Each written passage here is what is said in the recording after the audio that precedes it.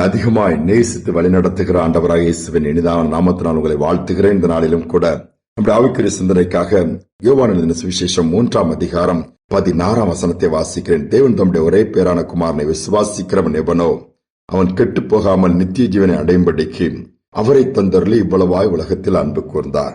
இந்த கடைசி வார்த்தை சொல்லுகிறது, இவ்வளவாய் உலகத்தில் அன்பு கூர்ந்தாராம். பிதாவுடைய அன்பை பார்க்கும்போது தன்னுடைய ஒரே பேரான குமாரனை இயேசு நமக்கு தந்தருளினாராம். எதற்காக? நாம் எல்லாம் பாவம் செய்து தேவ மகிமையற்று மனுக்களும் கெட்டு போனதை மாற்றும்படியாய் ஒவ்வொருவரும் நித்திய ஜீவனை பெற்றுக் கொள்ள வேண்டுமா? நித்திய ஜீவன் என்று சொன்னால் எப்படி? நித்திய காலமா அவரோடு வாழ்கிற ஒரு வாழ்க்கையாளர் வச்சிருக்கிறாரு. இந்த பூமிக்குரிய வாழ்க்கையில குறித்த காலத்திற்கு பிறகு மரணத்தை சந்தித்ததாக வேண்டும். யாராக இருந்தாலும் அது நியமிக்கப்பட்ட ஒன்று. அது எப்போ நடக்கும்னு தெரியாது. ஆனால் அதற்கு பின்பு இருக்கிற ஒரு வாழ்க்கை நித்திய காலமா இயேசுவோடு வாழ்கிற ஒரு வாழ்க்கை. அது நித்தியமான ஒரு வாழ்க்கையை பெற்றுக் கொள்ளும்படியாய் பிதாவாகிய தேவன் குமாரனையே நமக்காக கொடுத்தார். அதான் பெரிய தியாகம். அநேகருக்கு இது புரியாது. ஏன் இயேசுதான் வந்து மறிக்கணுமா? வேற யாராவது அனுப்பலாமா? எவ்வளவோ காரியங்களை செய்யலாமா? நோ. அதான் தகப்பன் தன்னுடைய அன்பை நமக்கு விளங்க பண்ணும்படியா எவ்வளவா இந்த மனுக்குலத்தை நேசிக்கிறேங்கிறத காண்பிக்க ஒரு அடையாளமாய் ஒரு பழுதற்ற ஆட்டுக்குட்டியாகிய இயேசுவை பலியாக கொடுக்கிறார். ஒரு ராஜா எப்பொழுது பார்த்தாலும் தன்னுடைய மந்திரிகிட்ட குறை சொல்லிட்டே இருப்பாராம். ஏன்னா அந்த மந்திரி ஆண்டவருக்கு பயந்த மனுஷன். எப்போ பார்த்தாலும் சொல்லுவாராம், இயேசுவை பிதா கொடுத்ததுனால தான் நம்ம உயிரோடு இருக்கிறோம், அதனால தான் நித்திய வாழ்க்கை நமக்கு வைக்கப்பட்டிருக்கிறத நம்ம பெற்றுக்கொள்ள முடிகிறதுலாம் சொல்லும்போது, அது பிதாவாகிய தேவன் ஏன் இயேசுவை கொடுக்கணும்?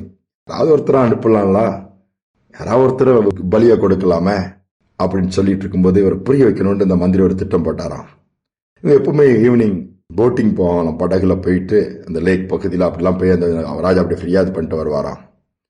ஒரு நாள் போயிட்டு இருக்கும்போது மந்திரி, நீங்க அந்த படகுல போங்க, நான் அடுத்தால வரேன், இன்னொரு படகுல நான் கொஞ்சம் ஒரு வேலை முடிச்சுட்டு வரேன் ராஜா புறப்பட்டு போயிட்டாராம். இன்னொரு படகுல மந்திரி கொஞ்ச நேரம் கழிச்சு புறப்பட்டு ராஜா ரிட்டர்ன் வரும்போது எதிராக போறாரு.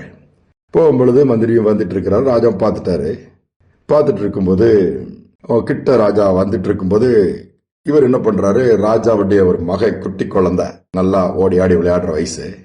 அப்போ என்ன பண்ணாருன்னா, அவரு படகுல இருந்து தூக்கி அந்த லேக்குள்ள போடுறாரு, தண்ணிக்குள்ள போடுறாரு. தண்ணிக்குள்ள போட்டது ராஜா தன்னுடைய மகன் மந்திரியோட இருக்குது பார்த்துட்டாரு. தூக்கி போட்ட உடனே ராஜா கூட மற்ற சோல்ஜர்ஸ் எல்லாம் இருக்கிறாங்க, சேவைகள் பாதுகாப்பு கூட தான் போயிட்டு இருக்கிறாங்க. ராஜா உடனே என்ன பண்ணிருக்கலாம், எப்போ என் பையனை தூக்கி அவன் உள்ள போட்டான், டக்குன்னு இறங்கி தூக்குங்கப்பா அப்படின்னு சொல்லதுக்கு பதிலாக ராஜாவே உள்ள குதிச்சிருந்தாரு. குதிச்சு போய் அதை தூக்கிட்டு வர்றாரு. அது மெழுகினால் செய்யப்பட்ட ஒரு பொம்மை, உண்மையான ராஜாவுடைய மகன் கிடையாது. நேர படகுக்கு வந்துட்டு ரொம்ப கோவப்படுறாரு, உனக்கு அறிவு இருக்குதா, நீ என்ன இப்படி பண்ணிட்டு வச்சுட்டு மந்திரிட்ட. கரைக்கு வந்தது, ராஜாவே என்ன மன்னிச்சிருங்க, சரி நான் கொண்டு வந்தது உங்க பையன் மாதிரி இருந்துச்சு, சரி போட்டேன், உள்ள விழுந்ததும் உங்க பக்கத்துல பாதுகாவலர்கள் இருக்கிறாங்களா, அவங்கள டக்குன்னு குதிச்சு தூக்கி காப்பாத்துக்க சொல்லாம நீங்க ஏன் குதிக்கணும்? அந்த ராஜா சொன்னாரா, டே அது என் மகன், என் பிள்ளை, நான் எப்படி சும்மா உட்கார்ந்து இருக்க முடியும்? அப்புறம் அமைதியா சொன்னார், இதே போலதான் நம்முடைய பரமபிதாவும் நம்முடைய ஆண்டவரும் நம்மளை அவருடைய பிள்ளைகளா பாக்குறாரு. கெட்டு பாதாளத்துக்கும் நரகத்துக்கும் போயிடக்கூடாது, அவங்க மீட்கப்படணும், காப்பாற்றப்படணுங்கிறதுனாலதான் தன்னுடைய குமாரனை பலியா கொடுக்கிறாரு.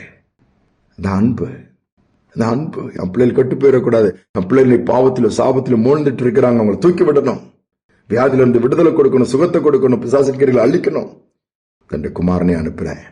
இப்பமாவது அந்த அன்பை புரிஞ்சிக்க முடியுதா? ராஜா புரிஞ்சுக்கிட்டாரா? அவ்வளவா நம்மள ஆண்டவர் நேசிக்கிறாரா?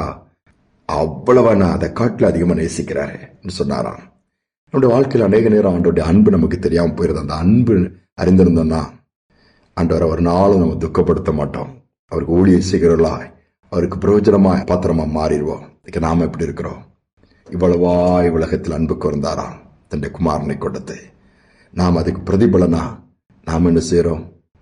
சிந்திப்போம், ஜெபிப்போம். அன்பின் தகப்பனே, எவ்வளவா நீங்கள் நேசிக்கிறீர்கள் என்பதை இந்த வார்த்தையின் மூலமா அறிந்து கொள்ள முடியுதுப்பா. அந்த அன்புக்கு அநேக நேரம் நாங்கள் பாத்திரவான்கள் அல்ல. உலக அன்பிலே அநேக நேரம் மூழ்கி விடுகிறோம், மயங்கி விடுகிறோம், பாதை மாறி விடுகிறோம், தடுமாறுகிறோம். கடைசியில என்னை ஏமாற்றிட்டாங்க, எனக்கு உலக அன்புலாம் அப்படித்தான் இருக்குது, துரோகம் பண்ணிட்டாங்கன்னு சொல்லி. ஆனா உங்களுடைய அன்பு மாசற்ற அன்பு, பரிசுத்தமான அன்பு, அல்ல குறையாத அன்பு, ருசிக்க தெவிட்டாத அன்புப்பா. தன்னுடைய ஒரே பேரான குமாரனையே நீங்க தந்த அன்புப்பா. அந்த அன்புக்காக நாங்கள் நன்றி செலுத்துகிறோம். இந்த நாட்டில் அந்த அன்புங்களை அதிகமா நிரப்பும்படி நாங்கள் ஜெபிக்கிறோம். நாங்களுமே அதிகமா நேசிக்க முழு இதயத்தோடு, முழு பலத்தோடு, மனதோடு உண்மையில் அன்புக்குற உதவி செய்து கேட்கிற ஒவ்வொரு பிள்ளைகளும் அந்த அன்புக்குள்ள வரட்டும், அந்த அன்பை இருந்து கொள்ளட்டும், அனுபவிக்கட்டும். துதிகனமை ஏற்றுக்கொள்ளும் இயேசுவின் நாமத்தில் பிதாவே, ஆமேன், ஆமேன். நம்முடைய தேவன் தம்முடைய ஒரே பேரான குமாரனை நமக்கு கொடுத்து தமது அன்பை வெளிப்படுத்தியிருக்கிறார். நாம் என்ன செய்ய போகிறோம்? தீர்மானிப்போம். இந்த சிந்தனையோட நாளை தொடர்வோம். மீண்டுமாய் நாளை தினம் சந்திப்போம்.